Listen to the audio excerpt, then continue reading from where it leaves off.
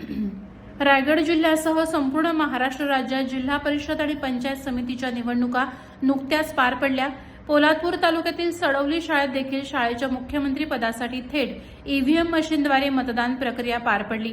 रुद्र नांदे या विद्यार्थ्याच्या संकल्पनेतून ईव्हीएम मशीन तयार केली। या ईव्हीएम मशीनद्वारे मतदान प्रक्रिया सडवली शाळेत पार पडली। विद्यार्थ्यांना निवडणूक प्रक्रियेची माहिती व्हावी यासाठी शाळेच्या मुख्यमंत्री पदासाठी थेट मशीन आणि बॅलेट पेपर या दोन्हीमधूनही मतदान प्रक्रिया मंगळवार 24 फेब्रुवारी 2026 रोजी पार पडली। शाळेच्या मुख्यमंत्री पदासाठी असलेले उमेदवार रुद्र नांदे आणि तनिष्का जगताप यांनी शाळेमध्ये प्रचार केला, पॅम्पलेटद्वारे जाहीरनामा प्रकाशित केला, विद्यार्थ्यांची सभा घेतली आणि सभेतून जाहीर भाषणे केली। शाळेतून प्रचार फेरी देखील काढण्यात आली। मतदानाच्या पूर्वसंध्येला विद्यार्थ्यांच्या मतदार याद्या फलकावर प्रकाशित करण्यात आल्या। प्रत्यक्ष मतदान प्रक्रिया रुद्र नांदे या विद्यार्थ्यानं बनवलेल्या ईव्हीएम मशीनद्वारे आणि बॅलेट पेपर या दोघांच्याही माध्यमातून पार पडली। दोन्ही उमेदवारांकडून उमेदवार प्रतिनिधी मतदान केंद्रात बसवण्यात आले। मतदानाच्या दिवशी निवडणूक निर्णय अधिकारी म्हणून शाळेचे मुख्याध्यापक श्री आखाडे यांनी काम पाहिलं। दुपारी 12:30 वाजता ईव्हीएम मशीन आणि बॅलेट पेपर यांचा निकाल जाहीर करण्यात आला। या निकालात तनिष्का जगताप ही विद्यार्थिनी विजयी झाली। प्रत्यक्षात लोकशाहीचा उत्सव अनुभवता आल्याने विद्यार्थ्यांनी समाधान व्यक्त केलं। सडवली प्राथमिक शाळेच्या या उपक्रमाचे सर्व स्तरातून कौतुक होत आहे। सडवली शाळेची थोडक्यात ओळख म्हणजे पोलादपूर तालुक्यातील आदर्श शाळा, डिजिटल शाळा अशी सडवली शाळेची ओळख आहे। मुख्यमंत्री माझी शाळा सुंदर शाळा या अभियानात तालुक्यात प्रथम आलेली शाळा म्हणजे सडवली।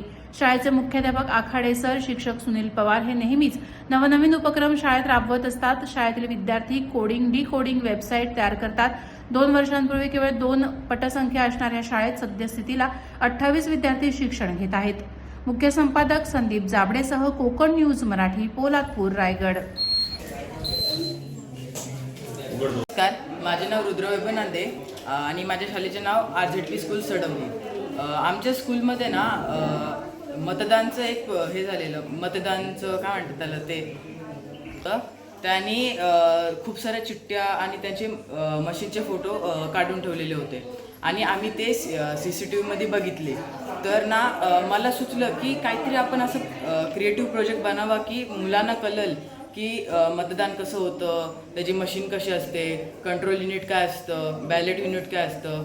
तर आम्ही दुसऱ्या दिवशी साफसफाई करत होतो। त्या दिवशी सर मला बोलले की आपल्या मुलांना पण समजायला पाहिजे की बॅलेट युनिट कसं असतं। तर सरांनी मला प्रोजेक्ट दिला की तू बॅलेट युनिट बनवायचा प्रयत्न कर। मग मी घरी गेलो, रिसर्च केली थोडीशी, ChatGPTवर रिसर्च काढला की काउंट करायला काय लागतं, कनेक्शन कसं काय करायचं आहे। तर ती सगळी इन्फॉर्मेशन मी घेऊन सरांना सामान आणायला सांगितला आणि त्यानंतर तो मी प्रोजेक्ट बनवला। धन्यवाद।